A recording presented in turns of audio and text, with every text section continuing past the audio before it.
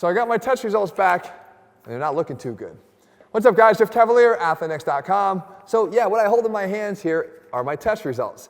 And they actually have something to do with the reason why I'm wearing this sleeve on my elbow and have been for a long period of time. And what we're talking about here is an injury to my bicep, to my elbow, actually. And what happened was I was walking my son into school back in February. It was icy out, and he slipped on the ice, and I was holding him, and essentially as he dropped down, I tried to quickly grab him. Well, I felt this pain in my elbow, and I thought at the time that maybe it was a supinator muscle strain deep inside my elbow. It didn't concern me all that much because I was able to still train. Again, I'll throw a sleeve around it and then keep going. And it kind of holds a key part of my message here that I want you guys to make sure you understand, and that is the concept of training through and around injuries, which I'll get to in a second. So because we wanted to make sure we knew what was going on, I had an MRI done. Well, in addition to having the MRI on my elbow, being a physical therapist and sometimes the worst type of patient, I said, well, I do know that anatomically, if I'm looking at my elbow, I might want to check out my shoulder too. And given the fact that I've had a long history of a lot of shoulder problems dating back to the incident with the New York Mets when I threw a baseball, I'll tell you about that in a second, not so well by the way, I wanted to make sure we kind of checked out what was going on there. So we go to have the MRI done, and that's what this is right here. I'm actually going to share it with you guys here as we read along together, and it turns out it's actually more interesting than the elbow itself. So what it's telling me here is that I've got, as far as the rotator cuff is concerned, a 50% thickness tear in the supraspinatus tendon, which is actually the muscle in the rotator cuff that is responsible for external rotation, or one of the three that are. The infraspinatus and subscapularis tendons are intact. The AC joint, this little joint at the end of my shoulder here, has a little bit of a spur that's coming down from underneath the joint with some mild AC joint degeneration. The bursa's fine. The glenohumeral joint, interestingly, has some diffuse glenohumeral cartilage thinning, so on the head of the humerus up there, with some osteophyte formation or early arthritis. The labrum, as we expected, has an almost complete circumferential tear with only a small portion of the superior labrum intact, which I definitely could tell you from the second it happened. The long head of the bicep tendon is actually fully intact, and moderate to severe glenohumeral degeneration. I'll get to that in a second. So essentially, in non-medical terms, this is saying that I have the shoulder of a fucking 80-year-old man. Now, for those that have never heard this story, it all started with that throw. So back in 2008, I was at spring training with the New York Mets, just minding my own business out in right field, when one of our all-star outfielders, Carlos Beltran, was walking by me, and I said, God, it's surprising how much shorter it is to from right field to third base. It just looks so much further on TV. So he kind of looks at me and he raises his eyebrows and says, do you think it's short from here to there? Why don't you try throwing a baseball and see if you can get it there?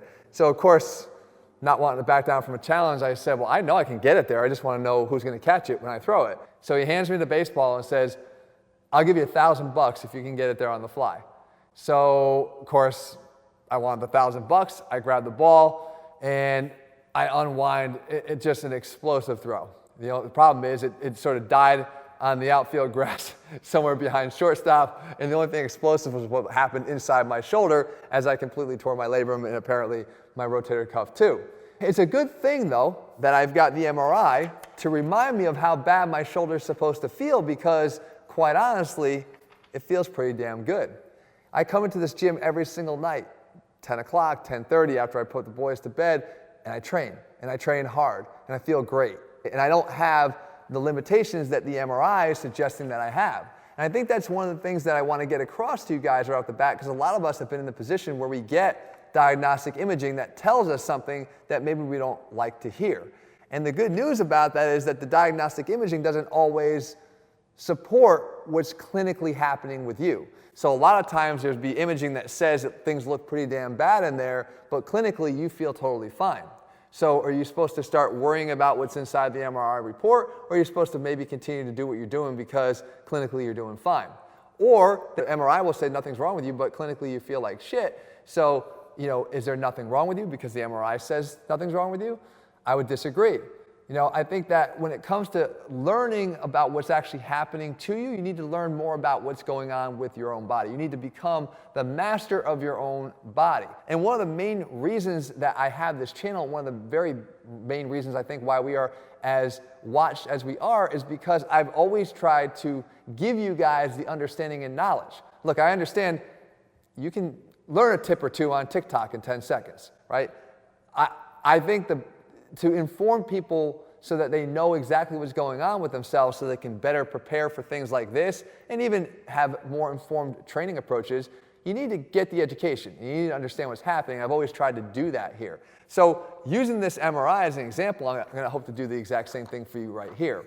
So let's pretend that this is you, right? What would you do? Well, if you don't have an actual report or a visit to the doctor yet, I think you should start there. And I'm saying that as both a physical therapist and a member of the medical community, but also because I think it at least gives you a point of awareness of knowing where to maybe start. Maybe where to start your own Google searches, right? Because you know what you've been told you have. But the next thing that we all need to be able to do is quickly start to assess what it is that we're having a problem with. What is it that's causing pain and discomfort? So in the case of a shoulder, I want you to go over and start bench pressing. Of course, I want you to do it very light. What I want you to do is just assess what you're capable of and what you're not necessarily capable of pain-free. And that's beyond just doing a single exercise. We're talking about breaking down the variations. So doing an incline bench press, doing a flat bench press, doing a decline bench press, and seeing which one, if any, feels better or worse than the others. And the reason why that matters is because when it comes to the structures in your body, there is a sensitivity to small things, even just like the angle of the bench, or the speed at which you move the dumbbells or the barbell, or to that point, whether you use dumbbells or a barbell to perform the exercise. All the little nuances matter, and it's important that you don't just cross the exercise off your list because you think that doing one variation of the bench press means you can't do any of them because that version hurt. Once you do that, you want to take the exercises that are problematic out of the equation. I'm talking about the specific variations of the exercises out of the equation. And the reason why I say those can be removed, even though in the same breath I'm saying you can train around this, is because I know that there's so many other variations of exercises that can do what you're trying to do from the muscle benefit standpoint that aren't going to be problematic. There are thousands and thousands of exercises. Some might say you have to do the squat. But if the squat causes knee pain for you, I'm confident enough to say you can do a squat pattern, let's say squatting down to a box, a little bit different than the squat, but the movement pattern is the same, but completely eliminate any of the discomfort that you have in your knees. So without having to say, I can't squat anymore, you're able to say, I can squat this way, at least for now, and maybe be able to resume squatting fully as I get over this injury. And one of the worst things you can do oftentimes with any injury is don't do anything at all. So when you decide, or maybe your doctor says, because it's the easier recommendation to make, listen, don't do anything right now, let it calm down, I'll see you in 4 months. I don't think that's the best approach to go, because the disuse from not using the muscle in any capacity oftentimes leads to other repercussions and problems down the road that you're going to have to try to undo, and those could be potentially even long term. So I would say that with the approach of finding the right exercises, this MRI report becomes a hell of a lot less meaningful, because once you have the exercises that are able to be done, you continue to build them up. You continue to build your strength up. That's when you start to add your weight and build up your strength in those exercises, and always be mindful of how you feel as you're doing them. And as you do this, guys, you start to become a lot more knowledgeable about what is right for your body.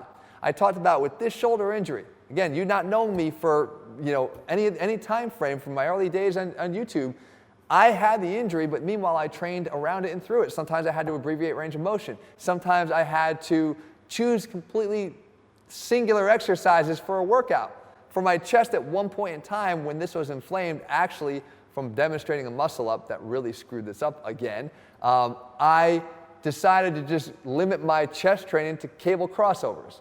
And you know what? It wasn't very exciting. It was rather boring, but I was able to get my chest engaged. I was able to get a complete contraction and not have to give up on chest training completely. And after a period of time of limiting myself to just the crossover motion, I was able to resume pressing without issue, to the point where I'm pressing now without any issues at all. I can do any variation of a bench press and none of it hurts me at this point. And you have to be prepared to play the longer game, right? It doesn't have to be forever, but it may not be 2 months or 3 months or even 4 months. But as long as you're still able to train, what does it matter, right? If you're still making gains, and I think I've continued to be able to make gains throughout my entire career because I've chosen smarter training methods. I've chosen ways to still keep the flow going without having to stop altogether. And ultimately, that is the biggest tool that you can put in your toolbox, is the ability to keep training, to be able to choose the exercises that keep you in the game rather than opting to go sit on the sidelines and get no results at all. So guys, I hope you found this video uplifting. I'm like you, I've got some of the same issues. I get banged up, I get, all kinds of aches and pains, but I think that by having the training approach that I use here, I haven't been out of the game ever. I keep going, and I'm able to keep going and have good energy and be able to attack my workouts and make the right decisions along the way, because I've allowed myself to become more knowledgeable about what my body is actually doing, and I've taken the right steps in whatever training I do to ensure that I'm not taking steps backward, but more so always taking steps forward, even if by just this much every single day. If you're looking for programs, guys, where I try to empower you with the same ability to keep going no matter what and still make gains, I've got them all over at ATHLEAN-X.com. In the meantime, if you found the video helpful, if you have a story that you want to share of an injury that you're dealing with, make sure you leave it below. And if you haven't done so, make sure you click subscribe and turn on notifications so you never miss a new video when we put one out. All right, guys, see you soon.